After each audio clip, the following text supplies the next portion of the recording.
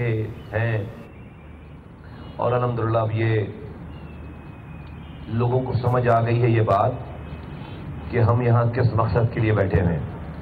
سب کے سارے ڈرامے جو ہیں وہ ہو کر ایکسپوز ہو چکے ہیں اور ابھی اس وقت جو ہے وہ سندھ کی جو صورتحال ہے، ابھی جب میں آپ سے بات کر رہا ہوں، سب نے اپنا جشن منا لیا، سب نے اپنے اپنے پوائنٹ اسکورنگ کر لی، لیکن نیٹ جمع خرچ یہ ہے کہ اس وقت جب میں آپ سے بات کر رہا ہوں ابھی اس وقت سندھ میں وہی 2021 کا کالا قانون لوکل گورنمنٹ 2021 کا اس وقت بھی نافذ العمل ہے.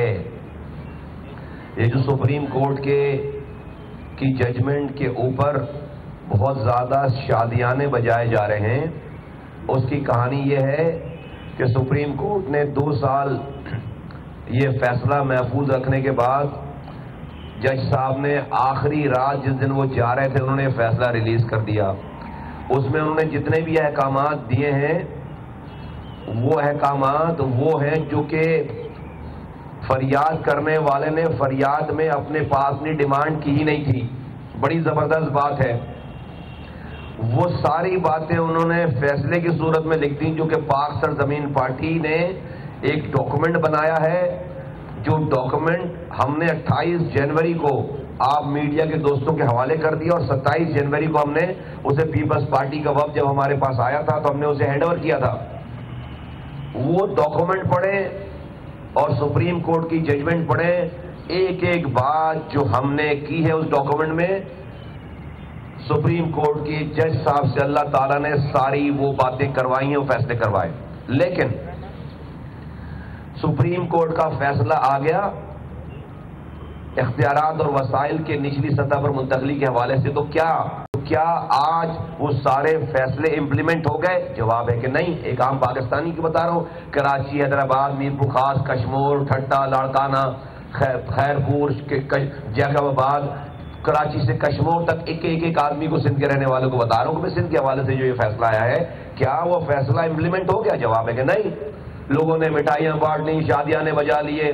یہ بھی وہی کام ہوا ہے ایسا جیسے کچھ لوگ چند گھنٹوں کے لیے دھرنا دے کر بیٹھے ہیں، پھر خواتین کو پٹوا دیا، پھر جو ہے بیچاریوں کو چھوڑ کر ماؤں بہنوں کو بھاگ گئے، اپنی پوائنٹ اسکورنگ کر لی، آج جا کر آرام سے بیٹھے ہیں. کالا قانون ویسے کا ویسے ہی ہے. تو سپریم کورٹ کا یہ ججمنٹ جو ہے، یہ والا فیصلہ، یہ اس وقت ابھی اس میں بہت ٹائم لگے گا. اس کی پروسیجرز کیا ہیں؟ اب کیا ہوگا؟ انہوں نے اس فیصلے میں یہ لکھا ہے کہ بھائی یہ ان فیصلوں کی نظر میں پروونشل گورنمنٹ، سندھ کی پروونشل گورنمنٹ اپنی اسمبلی میں جائے اور ان سپریم کورٹ کی لائنز کے اندر اس دیے ہوئے احکامات کے اندر نئی قانون سازی کریں. اب یہ کام تو پیپلز پارٹی کی صوبائی حکومت کو کر رہا ہے. اب وہ کب کرے گی؟ ابھی ان کے پاس یہ اختیار ہے لیگلی کہ وہ اس کے ریویو میں جائیں گے، اس فیصلے کے ریویو میں جائیں گے. آپ کو پتہ ہے ہمارے عدالتی نظام کہ کوئی کیس کتنی دیر چلتا ہے، پھر وہ ریویو کا فیصلہ ہوگا، اس میں ان کی ریویو اگر نہیں ایکسیپٹ کی گئی پھر یہ اسمبلی میں جائیں گے. ان کے ہاتھ میں کب جائیں گے؟ کوئی ٹائم باؤنڈ نہیں ہے. اسی شہر میں سپریم کورٹ کا ایک فیصلہ ہوا تھا نیسلا ٹاور گرانے کا.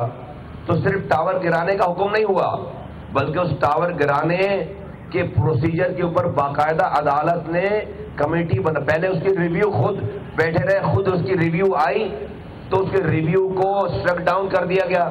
ریویو جب سپریم کورٹ نے فیصلہ کیا کہ بھائی نیسلا ٹاور گرانا ہے، نیسلا ٹاور والے اور آباد والے چلے گئے اس کی ریویو پٹیشن میں، وہ ریویو کا پروسیجر ہوا اور وہ بھی ہار گئے، وہ نہیں بھی گرانا ہے. دوسرا فیصلہ ہوا. پھر اس کے بعد عدالت نے یہاں تک نہیں چھوڑ دیا، پھر عدالت نے کہا کہ بھائی ہر ہفتے جو بلڈنگ کنٹرول کے لوگ ہیں، پروونشل گورنمنٹ کے لوگ ہیں، وہ ہر ہفتے آ کر عدالت میں پروگریس رپورٹ جمع کرائیں گے. جبھی تو یہ بات آئی تھی نا جب پہلی دفعہ وہ عدالت میں گئے فیصلہ آنے کے بعد کئی ہفتوں کے بعد، ہاں بھائی کیا ہوا، کہاں بھائی بلڈنگ نہیں گرا سکتے. تو جج صاحب نے کہا بم باندھ کے پہنچ جاؤ اس کے اندر، یا پتہ اس طرح کی کوئی بات کی کہ بھائی بم سے اڑا دو اس کو.